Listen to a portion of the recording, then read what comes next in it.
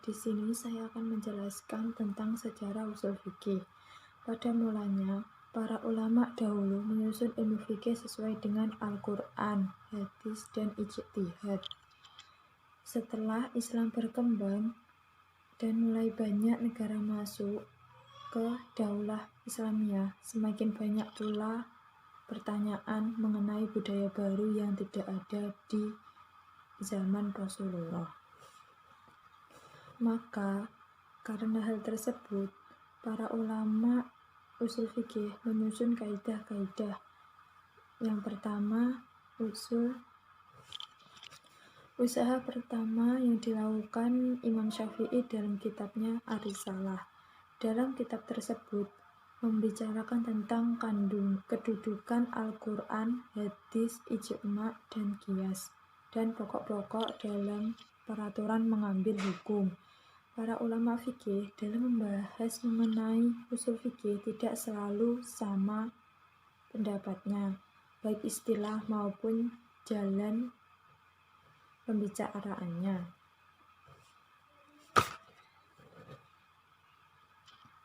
Karena itu, terdapat dua golongan, yaitu golongan mutakalimin dan golongan Hanafiyah. Apakah golongan mutakalimin itu?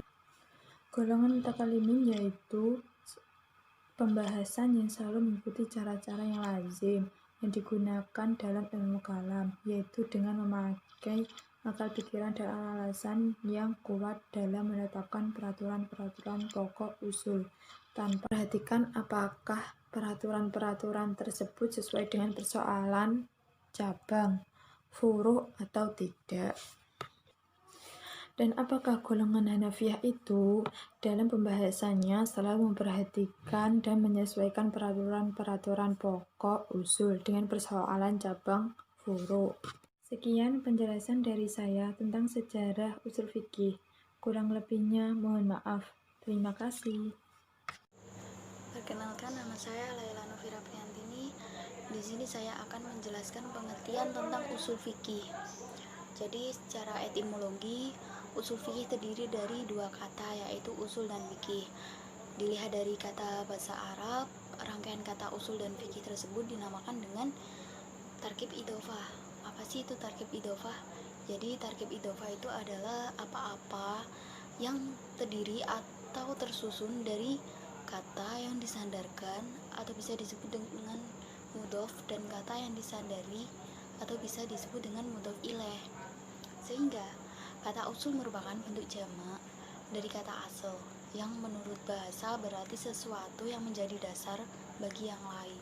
Jadi bisa disebut juga dengan fondasi gitu ya.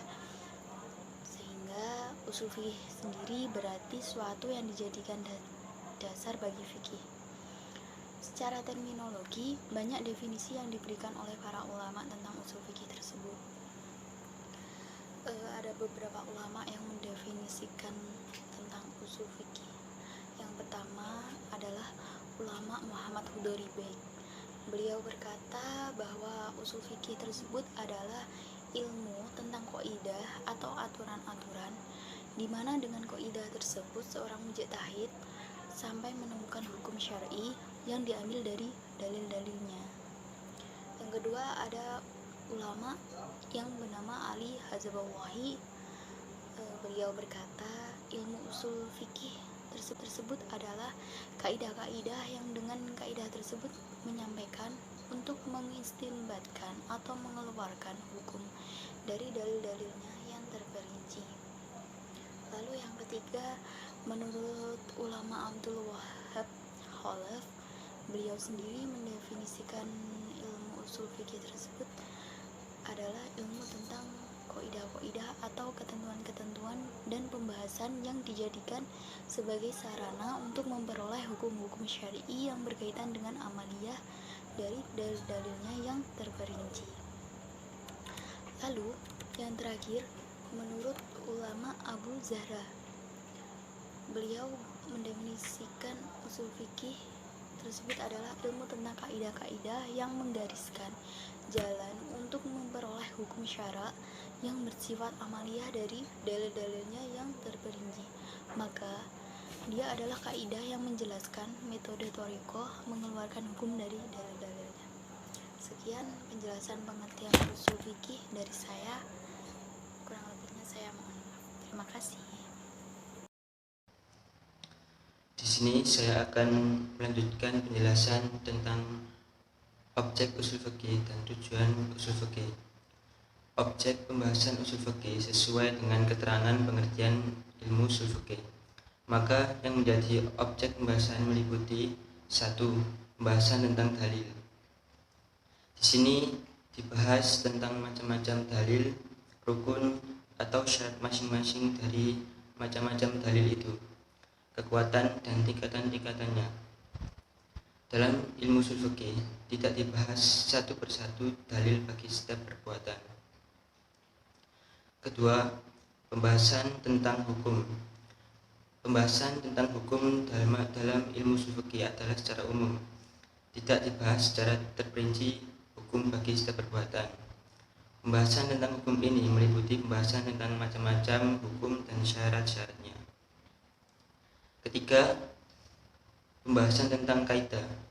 Pembahasan tentang kaidah-kaidah yang digunakan sebagai jalan atau media untuk memperoleh hukum dari dalil-dalilnya, antara lain mengenai macam-macam kaidah kebahasaan. 4. Pembahasan tentang ijtihad. Dalam pembahasan ini dibicarakan tentang macam-macamnya syarat-syarat bagi orang yang boleh melakukan ijtihad. Tingkatan-tingkatan mujtahid dilihat dari kacamata ketentuan ijtihad dan hukum melakukan ijtihad serta metodologi yang benar dari mujtahid. Kemudian dilanjutkan tentang tujuan ushul fikih. Tujuan mempelajari ilmu ushul fikih adalah mengetahui dan menerapkan dalil-dalil ijmali untuk menggali hukum-hukum syar'i yang bersifat amali. Belajar ushul fikih juga membuat kita dapat memahami mustanad atau pijakan yang digunakan oleh seorang mujtahid. Karena ilmu ushul fikih sebagaimana dikasihkan oleh Wahbah Az-Zuhaili merupakan salah satu ilmu yang dimiliki oleh seorang mujtahid selain bahasa Arab dan ilmu hadis. Selanjutnya, setelah mengetahui tujuannya agar hukum fikih diterapkan dalam kehidupan sehari-hari, tidak ada artinya ilmu tentang hukum fikih yang tidak dipraktikkan dalam kehidupan sehari-hari. Tujuan mempelajari ushul fikih menurut Abdul Wahab Khalaf merumuskan bahwa tujuan mempelajari ilmu ushul fikih adalah menerapkan kaidah-kaidah teori pembahasan dalil-dalil secara terperinci dalam menghasilkan hukum syariat Islam yang diambil dari dalil-dalil tersebut. 2. Untuk mencari kebiasaan paham dan pengertian dari agama Islam. 3. Mempelajari hukum-hukum Islam yang berhubungan dengan kehidupan manusia. 4. Kaum muslimin harus bertafakuh, artinya memperdalam pengetahuan dalam hukum-hukum agama, baik dalam bidang aqaid dan akhlak maupun bidang ibadah dan muamalah. Assalamualaikum warahmatullahi wabarakatuh.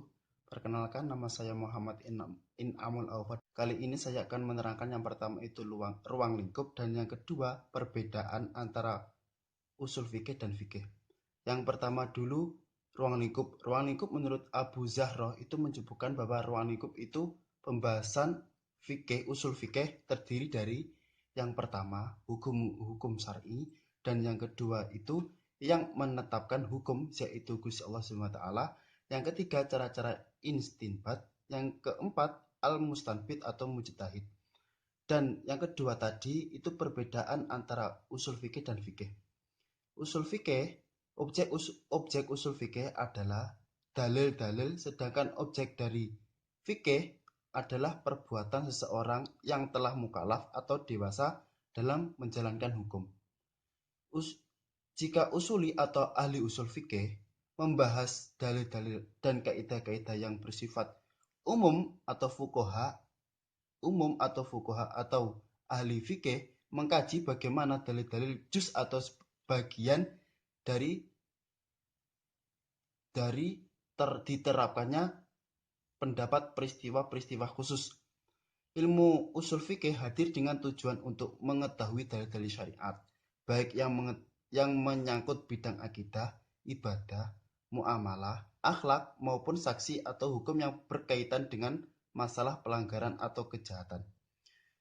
Ini dari Nasyih Nasrullah. Sekian, Assalamualaikum warahmatullahi wabarakatuh.